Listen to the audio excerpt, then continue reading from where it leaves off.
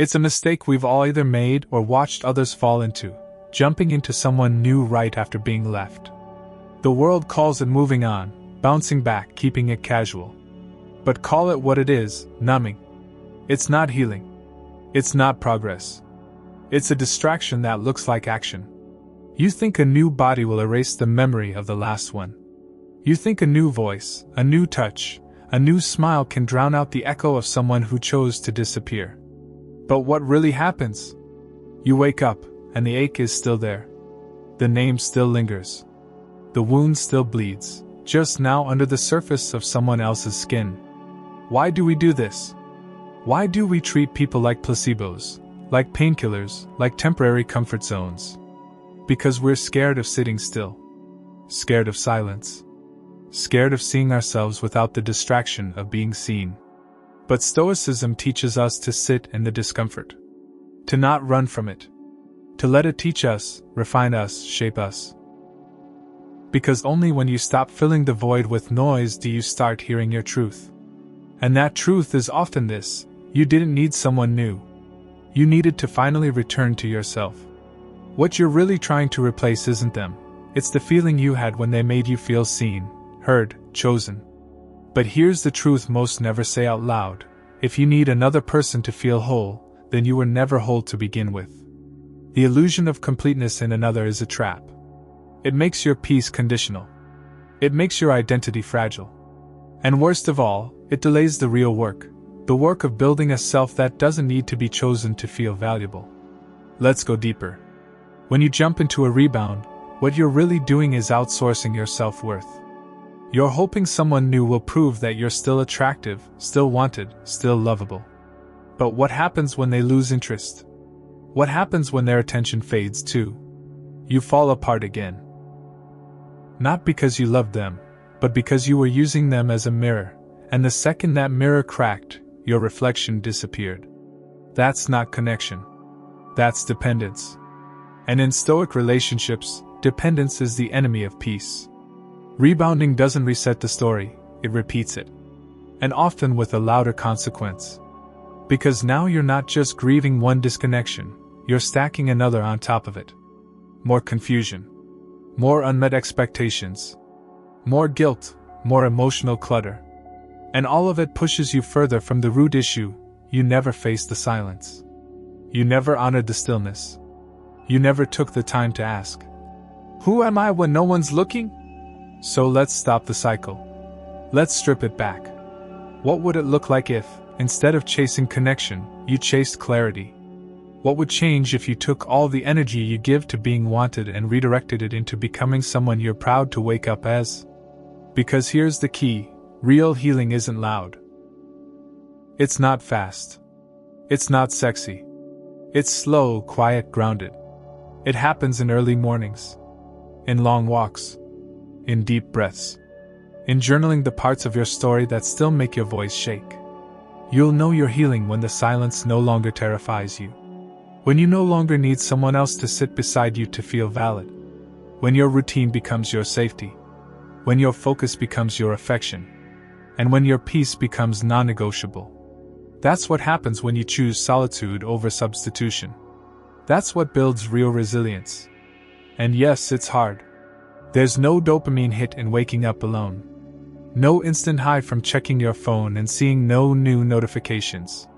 But what if the point wasn't to feel high? What if the point was to feel whole? Not stimulated. Not distracted. Just whole, without needing to borrow someone else's attention to feel worthy of your own life. When you stop replacing people with people, you make space. And that space becomes sacred. That space is where you hear your own voice again.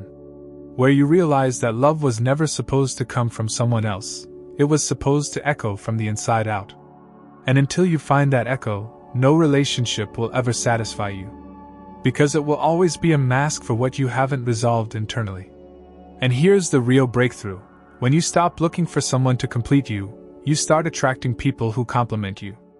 People who aren't filling a hole, but building alongside you. People who aren't replacements, but reflections of the work you've done. That's the only kind of love worth having. One built from overflow, not emptiness. You'll notice a shift. Suddenly, you're not texting out of need. You're not dating out of boredom. You're not flirting to prove something. You're just living, on purpose, with peace. And from that place, everything changes. Because now you're not performing. You're not pretending. You're not repeating. You're creating. You're building. You're becoming. This is what Stoicism teaches us. That peace doesn't arrive through the hands of others. It's forged in the fire of your own commitment to growth. That emotional sobriety means not needing someone else's attention to feel alive.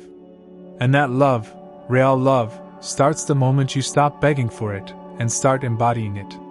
So next time the urge comes to flirt just to forget, to text just to fill the gap, to date just to dodge the ache, pause. Ask yourself, is this healing or hiding? Is this alignment or avoidance? Because every choice you make in pain writes the blueprint for your future peace, or your future problems. You don't need a rebound. You need a routine. You don't need someone to love you right now. You need to love your habits, your discipline, your trajectory. That's the replacement that lasts. That's the kind of foundation no breakup can shake. In Stoic relationships, we learn to make pain productive. To use it as a forge, not a leash. To let it break what no longer serves and build what never depended on others to exist. And when you live like that, your healing is no longer a question of if, but when. And the when starts the moment you stop chasing a replacement and start embracing your own rebirth. 1. Silence is a strategy, not peace. Let's stop pretending. If someone is constantly in your head, playing reruns of old moments you never asked to see, yet they haven't spoken a word to you in weeks or months, it's not random. That silence you keep noticing, that absence that echoes louder than any voice ever could, it's not peace. It's not healing. It's a tactic. A performance dressed in stillness. And the sooner you start seeing silence for what it really is, the faster you reclaim your peace. Ask yourself this: have you ever met someone who went quiet after conflict, not because they were calm, but because they wanted to keep power? Who chose to say nothing not out of maturity, but because silence hurt more than any words they could deliver? That's the difference between healing and hiding. Stoicism teaches us not to overreact, but it doesn't teach us to ignore the truth. And the truth is, people who go silent after they've been seen too clearly, they're not always processing. Sometimes they're performing. Sometimes they're hoping you'll fold under the weight of your own wonder. See, there's a myth we've been sold, and it's this: silence means strength. But that's only true when it comes from clarity, not cowardice. There's another side to silence, one that manipulates, that gaslights, that paints itself as spiritual growth while avoiding accountability. They didn't just stop talking to you. They're using silence as a shield. A way to rewrite the narrative without ever facing what they did. Because if they spoke, if they actually owned their actions, they'd have to admit what they broke. And that terrifies them. People don't avoid conversations unless the truth inside those conversations costs them something. And for many, the price of truth is too high. It would shatter the illusion they've built. Illusions like, you were the problem. Or, they needed space. But what if that space isn't healing, it's hiding? What if their silence is more about keeping you from seeing how guilty they are than about finding peace? Let's go deeper. If they've truly moved on, why do they still show up in your orbit? Why does their name still pop up in your mind like an old song? Why are there moments, when you're laughing, working, even healing, where a memory of them flashes like lightning in a calm sky? Could it be because the energy they left behind is unfinished? That your connection didn't dissolve, it just stopped being acknowledged? In Stoic relationships, we separate feeling from fact. But we don't ignore either. And the fact is, emotional bonds, especially real ones, don't just vanish because someone ghosted you. Their silence didn't kill the connection. It just suppressed it, covered it, decorated it in filters and quotes. They're not speaking because they're over it. They're silent because the truth of what they lost is too much to carry out loud. Now here's where this gets personal. You keep asking, why am I still thinking about them? But a better question might be, What is their silence forcing me to carry? Because silence doesn't just disappear. It displaces. It pushes the emotional weight from their side to yours. When they chose not to explain, they forced you to seek clarity in the dark. And that seeking, those unanswered questions, that's what keeps them in your head. Not love. Not longing. The lack of resolution. But let's not romanticize confusion. Silence without communication is not poetic. It's strategic. It's a game of emotional chicken. Who will break first? Who will reach out and give the other the satisfaction of being chased? And here's the uncomfortable truth. If you're still thinking about them, and they're still not talking to you, they're betting on your silence breaking before theirs does. They're hoping your patience snaps before their pride does. And that is not love. That is emotional manipulation.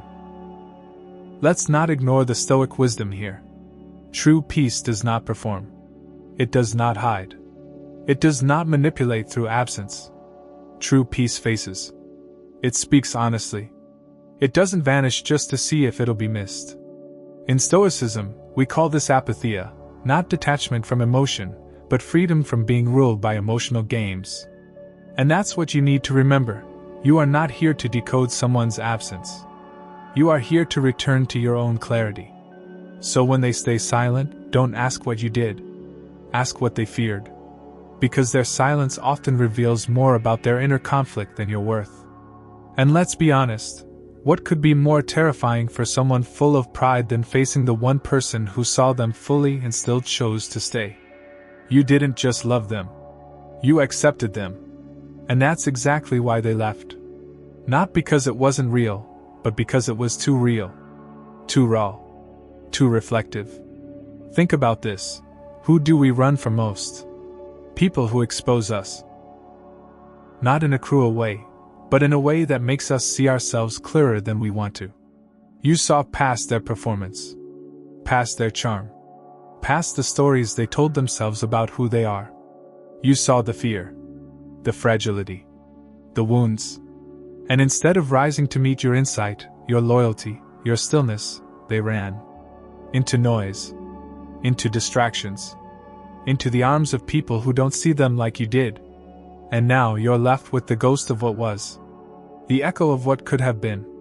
The image of a version of them that never got the courage to grow. But that's not your responsibility.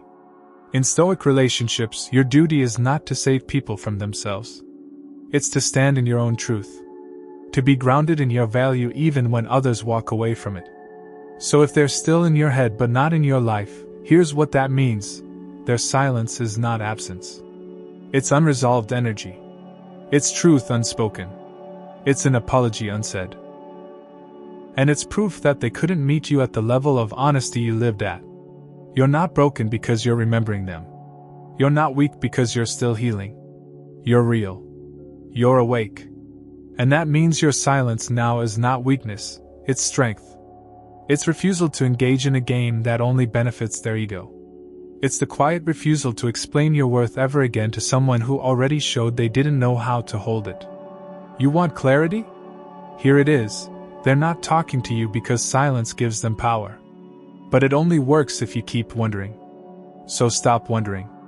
Start observing. Start reclaiming. Because when you see silence for what it is, not peace, but a mask, you stop chasing shadows. You stop begging for closure. You return to your own center. Your own calm. Your own truth. And in Stoicism, that's where all healing begins. Not in their words. Not in their return. But in your stillness. In your strength.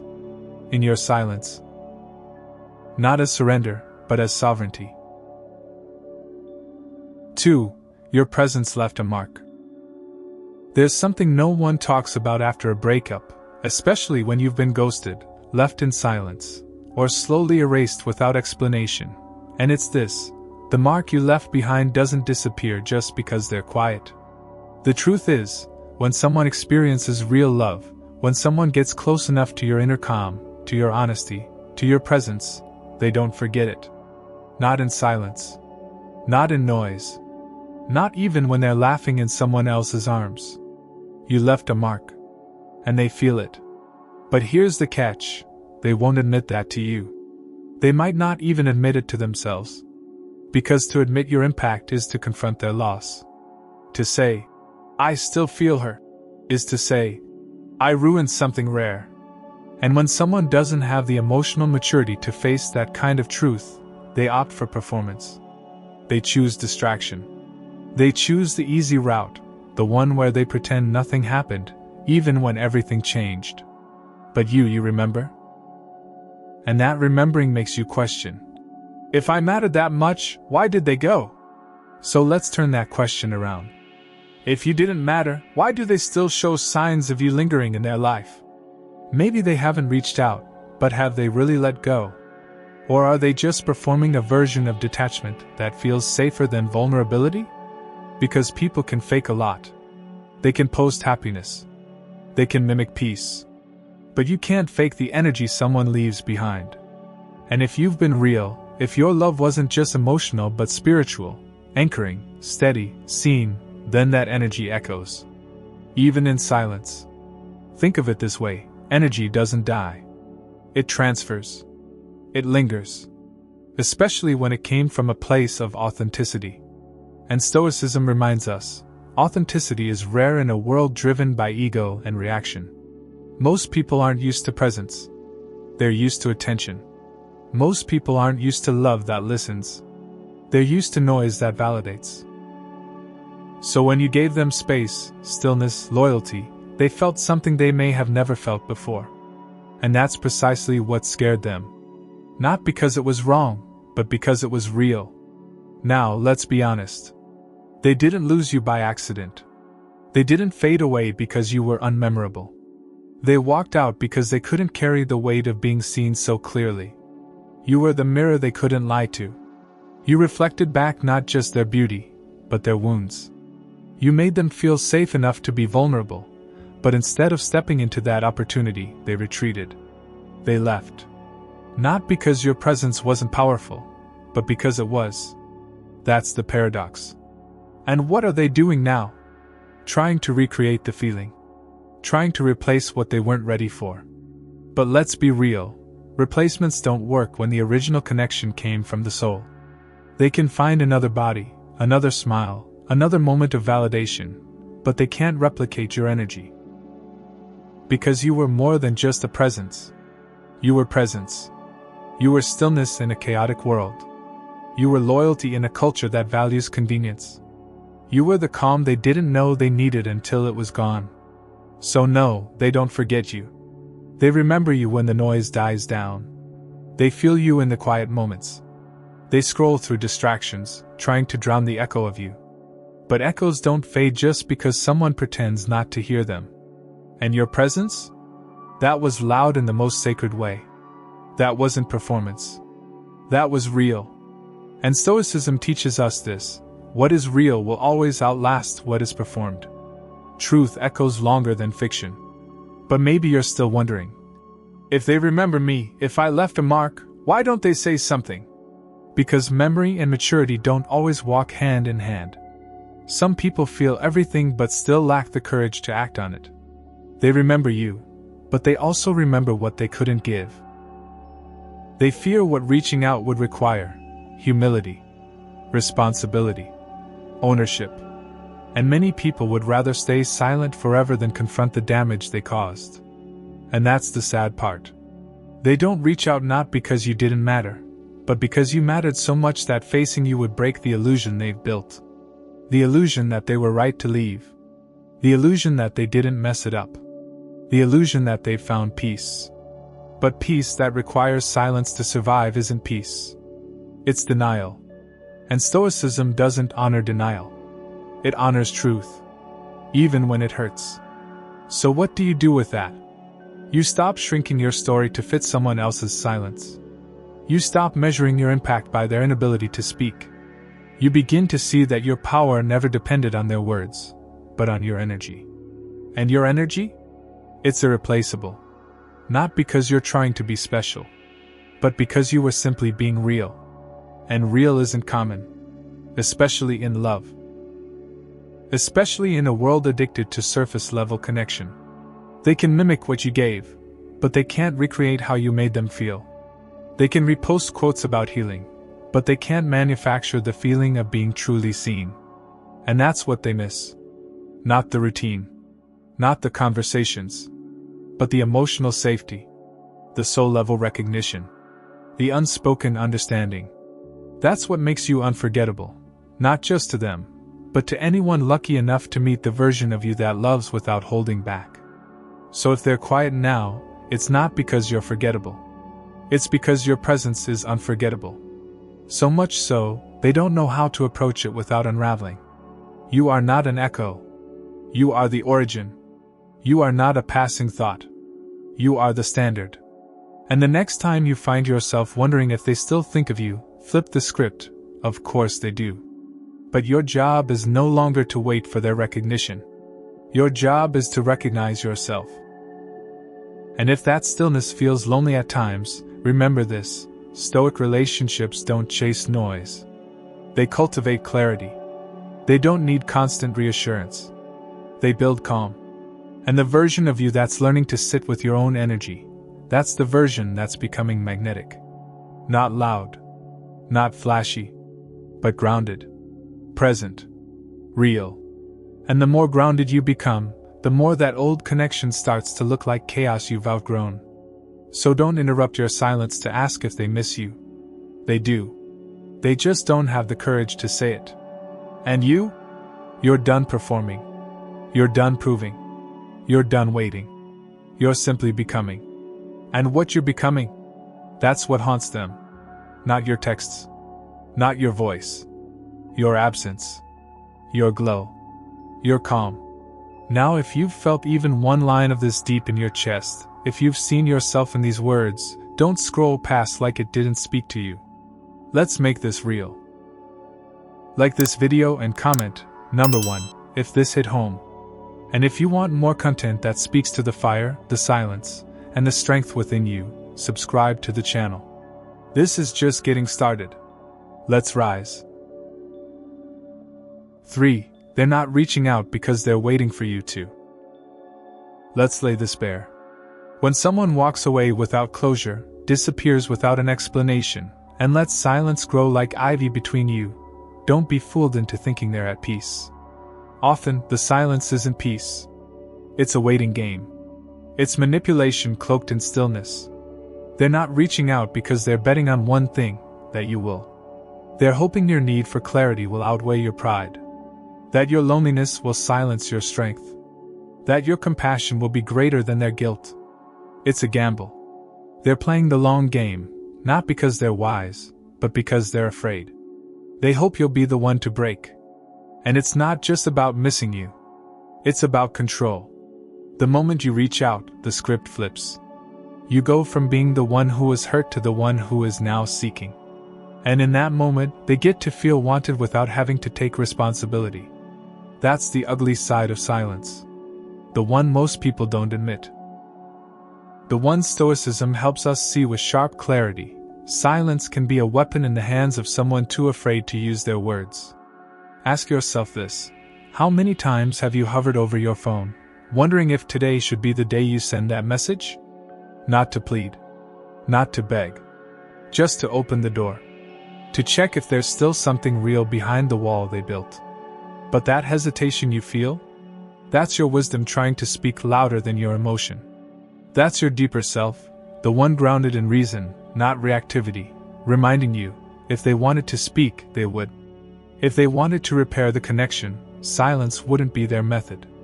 And still, here you are, thinking maybe they just need more time. Maybe they're not ready.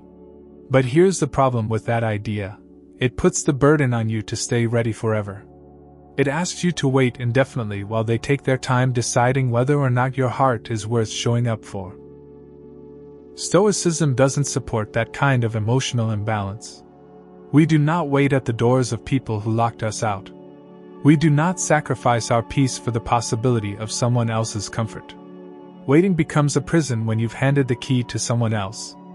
Let's get brutally honest, their silence isn't noble. It's not selfless. It's not even neutral. It's strategic. They're counting on the fact that your love runs deep. That your memory is soft. That your heart has a weak spot named after them. And that, eventually, you'll reach out, not because you're weak, but because you're kind. Because you care. But you must understand this. Emotional manipulation doesn't always look like cruelty. Sometimes it looks like nothing at all. Sometimes it looks like waiting and watching, hoping the other person caves first. They're not speaking because the longer they stay silent, the more they get to control the emotional scoreboard. In their mind, silence makes them the one who's less affected. The one who's moved on. And that illusion of superiority? It feeds their ego. But here's what they don't realize. While they're waiting for you to break, you're building. While they're trying to outsilence you, you're becoming fluent in peace. That kind of transformation? It terrifies them. Now some people will say, well, maybe they're just scared. Maybe they don't know how to say what they feel. And that might be true. But fear doesn't excuse absence. In Stoic relationships, fear is observed, but never given control.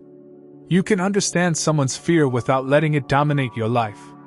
Their silence might come from insecurity, immaturity, or shame. But none of those are your responsibility to carry. Empathy doesn't mean self-sacrifice. Compassion isn't the same as tolerance. You can feel for them and still protect yourself from the damage their silence causes. Let's imagine for a moment what's really happening on their end. They're not reaching out, but they're watching. They're scrolling. They're thinking. They're measuring your silence like a pressure gauge. How long will she stay quiet? Is she over me? Will she post something I can misinterpret as missing me? Their silence is full of questions. They're just not asking them out loud. Because to speak them would be to confess vulnerability. And vulnerability, for someone who left without explanation, feels like defeat. This is why they don't message. Not because they don't care, but because caring would mean confronting the truth. They caused damage. They broke something sacred. They left when they should have leaned in. And that realization? It's too much. So they wait. They sit behind their pride, hoping you'll be the one to reach for reconciliation. Because then, they don't have to do the hard thing. They don't have to say, I was wrong.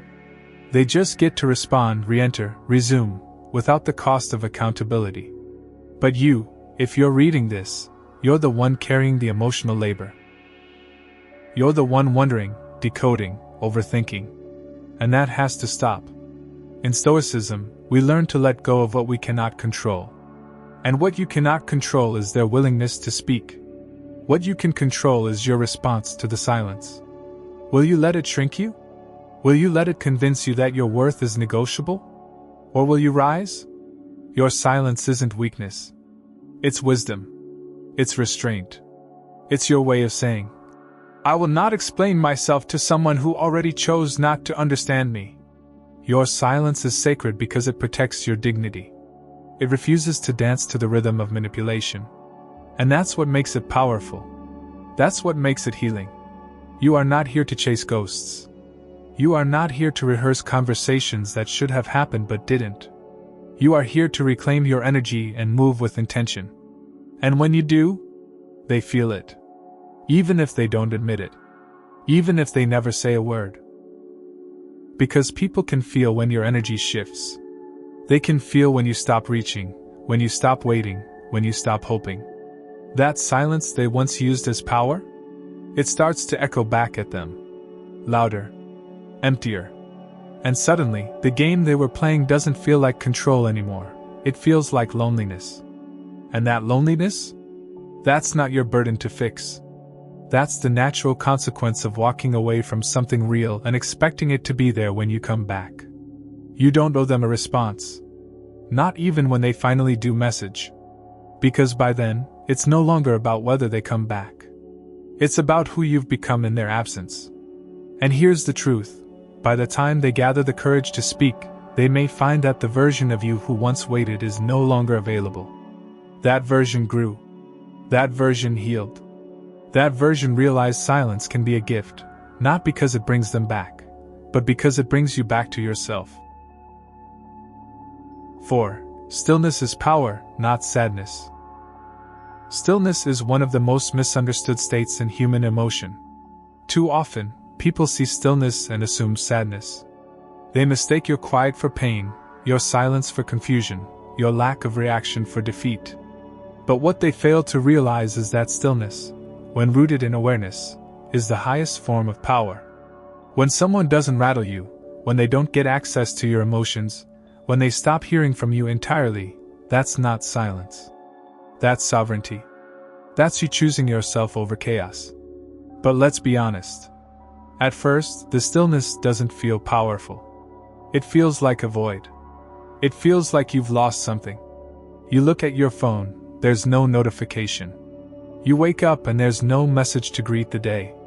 You go to sleep and there's no closure to rest your heart on. It's easy in that space to assume something is wrong with you.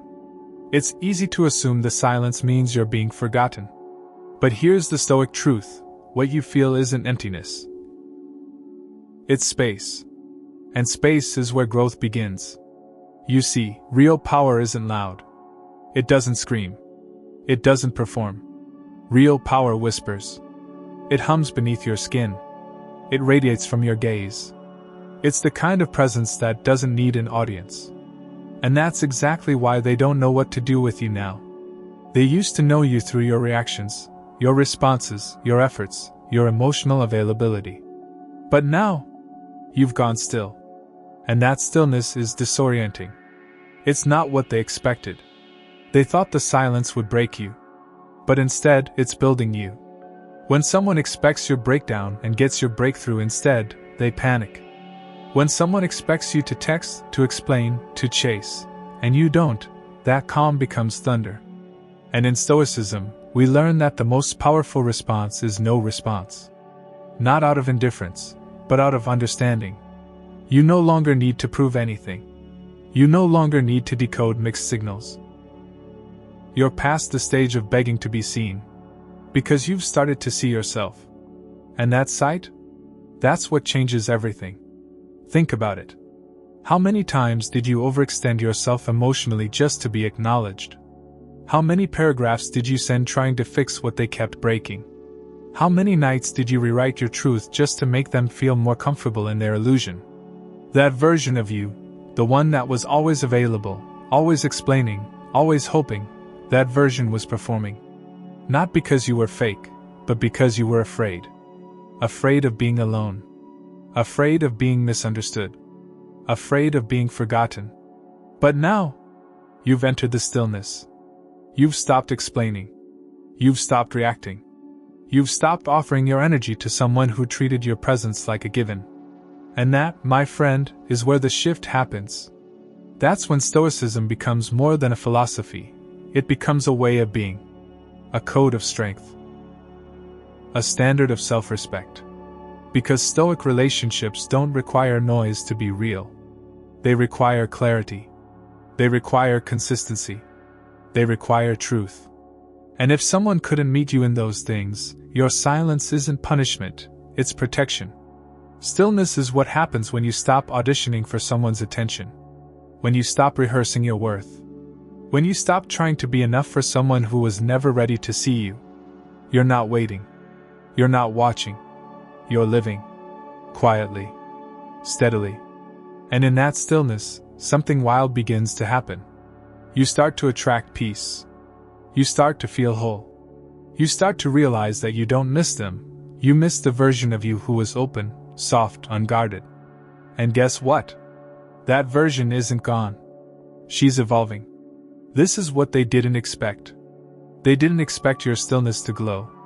They didn't expect your silence to become a stage. They didn't expect your absence to become louder than your presence ever was. But this is what Stoicism teaches us. You don't become powerful by being louder. You become powerful by being truer. You become powerful by mastering yourself. And when you've mastered the art of not reacting, not chasing, not explaining, that's when people start to feel your shift. And oh, they feel it. Don't let the silence fool you. They feel your absence in their routine. They feel your glow when they scroll past your name and realize it no longer belongs to them. They feel the distance in the quiet spaces of their life, when they can't sleep, when the noise fades, when they sit with themselves and realize that you are not coming back with an apology, or a paragraph, or a just checking in. That you're not here to soothe the guilt they tried to ignore. You're not here to break first. You're not here to play that game. Stillness isn't sadness. Stillness is strategy. And while they may have chosen silence to avoid guilt, you've chosen it to build peace. And that's a difference they'll never understand until it's too late. Because you're not the same person who once begged for crumbs. You're not the same heart that once opened without boundaries. You're now learning to love in a way that starts with self-respect. You're choosing Stoic relationships, ones that honor depth over drama, clarity over confusion, growth over games. Let me ask you something. What if stillness is the signal the universe has been waiting for? What if your silence isn't an end, but a declaration? A declaration that you will no longer be available to people who only know how to consume your energy, but not contribute to it. That you are now becoming the version of you who doesn't seek closure, but becomes it. That you no longer ask, "Why did they leave?" but instead ask, "What have I learned from their absence?" Because here's the truth. Their silence was never about you. It was about them. Their inability to speak? That was their reflection. Their emotional limitation. Their unfinished work. And when you realize that, you stop taking it personally. You stop needing to be needed. You stop hoping they'll come back and see your worth. Because they already saw it. That's why they ran. And now, your stillness is the final answer to a question they never had the courage to ask. So sit with your power. Hold your silence not as a weapon, but as a shield. Let it protect you from chaos. Let it ground you in clarity. Let it transform you. And when the time comes, when they try to return, when they break their own silence hoping you'll be the same soft heart they once walked away from, let your stillness speak for you. Let your calm be the answer. Let your peace say what your words no longer need to. If this resonated with you, if you felt the strength in your own stillness, then let's make it real. Like this video and comment, number 1, if you're claiming your power back. And don't just keep this to yourself. Subscribe to the channel for more Stoic wisdom, emotional truth, and content that helps you rise, evolve, and reclaim your energy in silence. 5. Their mind isn't as quiet as you think. It's easy to believe that someone's silence means stillness. That because they haven't called, haven't texted, haven't broken the long stretch of absence, they must be calm, settled, at peace. But let's be clear, silence is not always serenity. In fact, more often than not, the quietest people carry the loudest minds. And when someone has experienced the depth, the safety, the spiritual gravity of a real connection with you, their mind is not as quiet as you think. Not even close. They remember. Not always in obvious ways. Not always with clarity or kindness. But in flashes. In sudden waves. In the space between distractions. They remember in the mornings, when the phone doesn't light up with your good energy. They remember at night, when they try to scroll the ache away.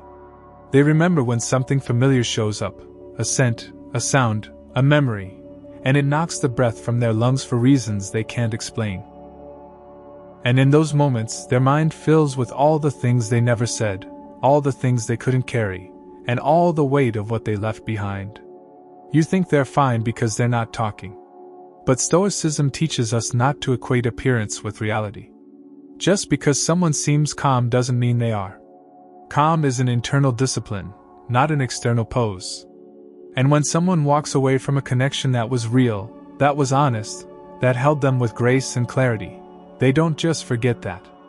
Even if they're pretending. Especially if they're pretending. Because pretending requires effort. And effort reveals internal struggle. Here's what they won't tell you. They scroll through your posts. Maybe anonymously. Maybe boldly. Maybe they watch your stories just to feel close to something they no longer have access to. They check to see if you've moved on, if you've posted something sad, something beautiful, something that might hint at your emotional state. And every time they don't find what they expect, every time they see your strength, your glow, your peace, they feel it. A throb. a pulse, a pinch of regret they can't quite place. And here's where the mind begins to unravel. When someone knows what they lost, but doesn't have the words or the humility to admit it, their silence becomes a prison. Not for you. For them. Because you've already begun to move. To evolve. To reclaim your energy. But they're stuck. Stuck between missing you and maintaining the illusion that they don't. And that gap, that internal war, it plays out in their thoughts every single day. But they'll never tell you this. Because to admit they still think of you would be to confront the reality that they walked away from something irreplaceable. They'd have to face the truth that they left, not because you weren't enough, but because you were more than they knew how to receive. And that kind of truth? It doesn't sit easy. It simmers. It gnaws at the corners of the mind. And so, instead of speaking it, they bury it. They pretend louder. They post more. They distract harder. Because silence is easier than confession. That's the paradox of emotional avoidance. It doesn't quiet the truth. It just delays its reckoning. And while you're learning to live with your stillness, they're struggling to live with their silence. Because the difference is this: you chose your stillness as a tool for healing.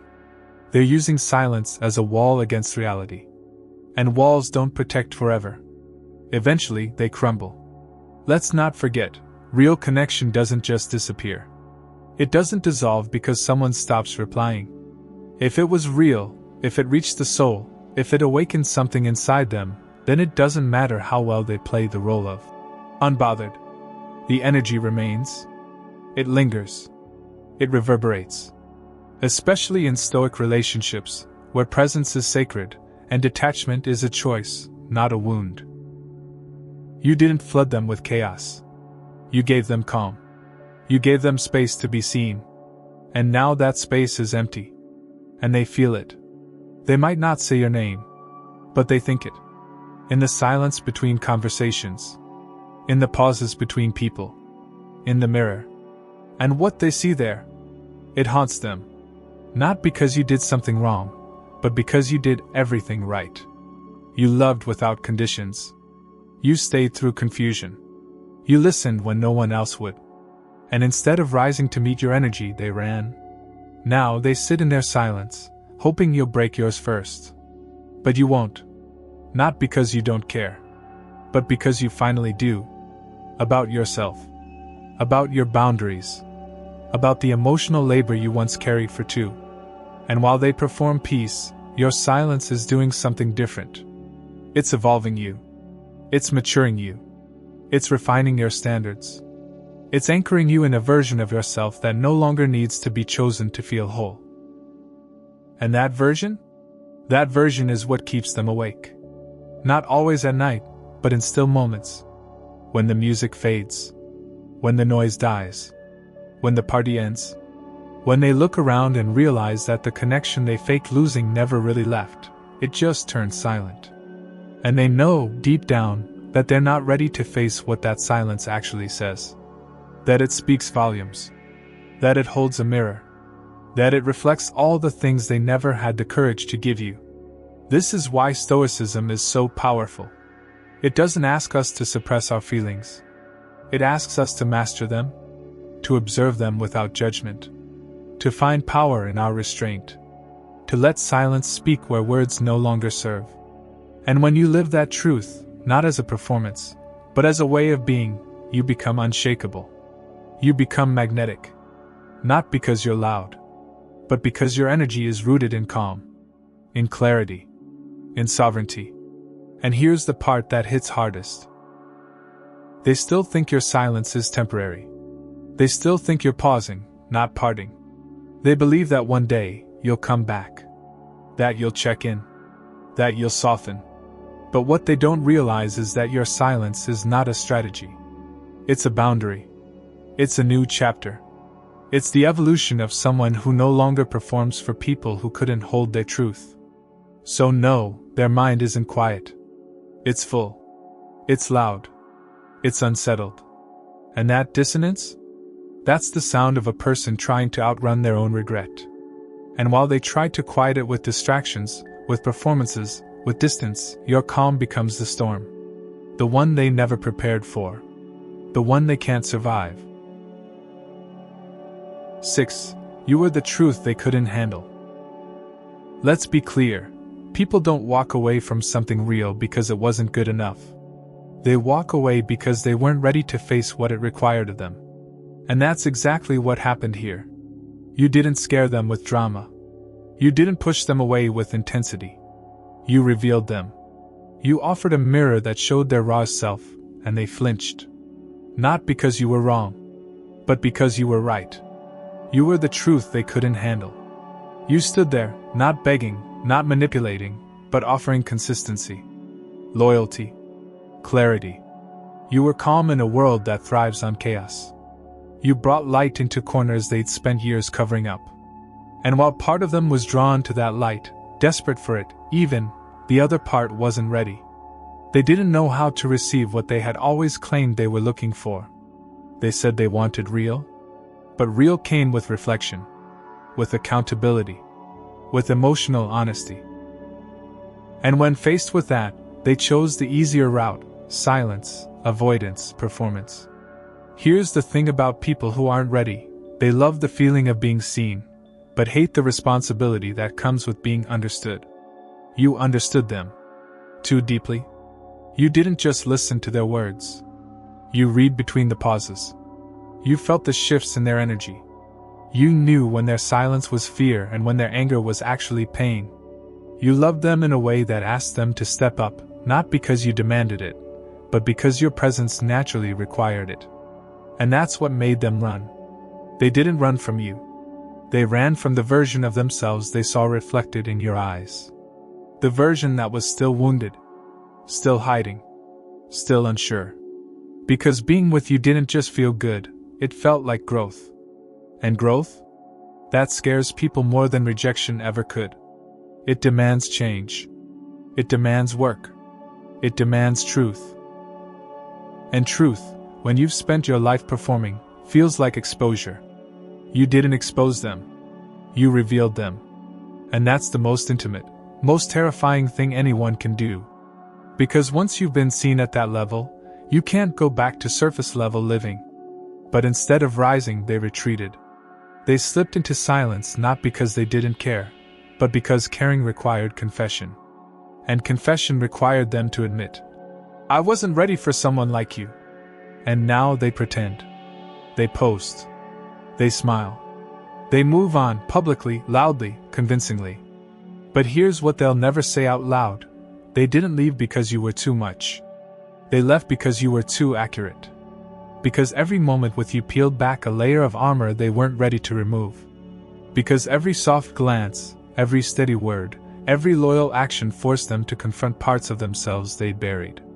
But Stoicism reminds us, not everyone is ready to meet themselves. Not everyone is brave enough to hold up the mirror. And your mistake wasn't loving too hard. Your mistake was believing everyone who comes close deserves to stay. They don't. Access to your heart is earned, not handed out. And now, in your silence, you're reclaiming that truth. You're no longer waiting for someone to recognize your value. You're living in it. Becoming it. And the irony? Now that you've gone quiet, they feel you more than ever. Your absence? It haunts them. Because it's not just space. It's echo. It's weight. It's memory. It's the undeniable realization that they had something rare, and let it go. Not because it didn't matter, but because they didn't have the strength to rise to meet it. And while they might be surrounded by people who adore their mask, they remember the one person who saw beyond it. You. You weren't there for convenience. You weren't there to stroke their ego. You were there because your soul recognized something. And you chose to love them anyway. Even in their chaos. Even in their silence. Even in their confusion. But now, you've chosen yourself. And that choice doesn't come from anger. It comes from wisdom. It comes from stoicism. From understanding that peace isn't given, it's built. And it starts by walking away from what asks you to shrink. So when they think of you, and they do, it's not with judgment. It's with fear. Fear of what they lost. Fear of what it says about them. Fear of what could have been if they had just stayed, just spoken, just grown. But that fear is no longer yours to carry. That weight? You've set it down. And in its place, you've picked up something far more powerful, your own truth. You were never too much. You were never too intense. You were never too emotional. You were a whole person showing up for someone who only knew how to love in halves. And now, in your stillness, in your absence, in your evolution, they're learning the truth. Not from your words, but from your silence. Not from your anger, but from your glow. Not from your reaction, but from your refusal to return. Because the version of you that once chased, explained, and overgave is gone. She didn't die. She transformed. She outgrew the need to be seen by those who only knew how to look. She outgrew the need to be chosen by those too afraid to choose themselves. And in doing so, she became unignorable. Not by force, but by truth. And the most powerful truth? You were the moment they'll never fully move on from. The one that wasn't loud, but lasting. The one that didn't demand attention, but offered depth. The one they thought they could walk away from, only to find your energy waiting in every silence, every still moment, every quiet space they tried to fill. If this felt like truth, if it mirrored something in your own experience, like this video and comment. Number 1, if you felt this deep in your chest. And if you're ready to live from a place of calm power, emotional clarity, and stoic strength, subscribe to the channel right now. Because what's coming next will change the way you love, and the way you're loved, in every relationship forward. You are not the storm. You are the calm. And they will never forget it. It always begins the same way. A quietness that you didn't ask for. A silence you didn't choose. At first, it confuses you. Then it hurts you. Then it changes you. But what matters most is what happens next. Not in their mind. Not in their silence. In you. What do you do with the echo they left behind? How do you interpret the absence of someone who once occupied so much emotional space in your life? That answer isn't simple. But it is powerful. You take all the energy you once gave away so freely, every message, every explanation, every ounce of care you offered into the void, and you turn it inward. You rebuild with it. You don't numb it. You don't ignore it. You study it. You use the lessons, not as armor to never feel again, but as tools to love with clarity, with intention, with self-respect. That's what Stoicism is, not the absence of emotion, but the mastery of it. It teaches you to feel deeply, but act wisely. To understand your heart without letting it lead you into ruin. The truth is, not all silence is created equal. There's silence born of peace, and there's silence born of fear. And part of your journey is learning to recognize which is which. Because if someone disappears without explanation, if they ghost you and then pretend like nothing happened, that's not peace. That's not spiritual maturity. That's self-protection at the cost of your dignity. And you must never confuse someone avoiding accountability with someone experiencing peace. Real peace never demands your confusion. It never arrives wrapped in performance. You've seen it now. How silence can become a stage. How absence can turn into manipulation. How stillness, when used incorrectly, becomes a tool for control. But now, you've also seen how that same stillness, when owned by you, becomes your greatest transformation. The silence they used to provoke you has become your sanctuary. The space they left has become the canvas where you rebuild. And this time, you're not just filling it with distraction. You're filling it with truth. There's a moment in every healing journey when you stop checking your phone. When you stop wondering what they're thinking. When the questions that once kept you awake at night begin to lose their grip. It doesn't happen all at once. It's subtle, quiet, almost imperceptible. But one day, you wake up and realize, your peace has stopped depending on their noise. You no longer hope for their return, because you've returned to yourself. That's the turning point. The true beginning. Because healing doesn't start when they apologize. It starts when you no longer need one. When their silence is no longer a source of pain, but a reminder of the strength you've cultivated in its wake. You stop looking for closure in people who couldn't offer you clarity while they were present. And you stop blaming yourself for what their silence says about them. This is where Stoicism becomes real. Not just as an idea, but as a lifestyle. It teaches you to sit with discomfort, to breathe through longing, to recognize that desire, like pain, is just another messenger. It asks you to honor your experience, but not be ruled by it. It empowers you to say, I felt it. I survived it. And now I rise. Because the most powerful part of this story is not that they stayed silent. It's that you chose not to. Not with words, but with your life. With your actions. With your decision to keep going. To keep loving. To keep showing up in your own life, even when someone else chose to vanish from it. And that choice? That's everything. That's what makes you untouchable, not because you're hardened, but because you're whole. They thought your silence would be temporary. That you were just regrouping, just waiting for the right moment to reach out. But what they didn't see coming was your evolution. Your rebirth. The version of you that emerged from the quiet. The one who no longer dances for attention, who no longer performs for closure, who no longer bends herself in half just to be seen by someone committed to blindness. And that's what they feel now, even if they can't admit it. Your silence became the storm. The one they never saw coming. Because they were prepared for your anger. For your questions. For your pain. But they weren't prepared for your indifference. For your distance. For your complete and utter absence. Not just physically, but emotionally. Energetically. Spiritually. And you? You didn't just walk away. You walked back to yourself. You didn't just stop speaking. You started listening to your instincts, to your boundaries, to your worth. And that's why this ending didn't break you. It revealed you. It called you into a version of yourself that no longer trades peace for presence. That no longer needs permission to move on. That no longer waits for someone else's silence to give you direction. Because now you understand. You were never too much. You were never the problem. You were just real in a world still learning how to hold that kind of energy. And now you're not shrinking. You're not waiting. You're not hoping. You're building. Living. Rising.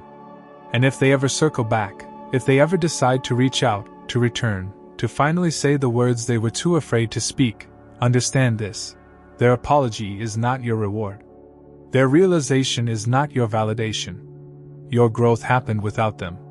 Your glow exists because of you. And that is your legacy, not the silence they gave you, but the life you created in response to it. So if they're still in your head but not in your life, this is what it means. They were a chapter, not the book. A lesson, not the definition. A spark, not the fire. And you? You are the author. The one who gets to write the next line. The one who chooses what this silence becomes. Will it be your ending, or your origin? Your question, or your answer? Your breakdown? Or your breakthrough?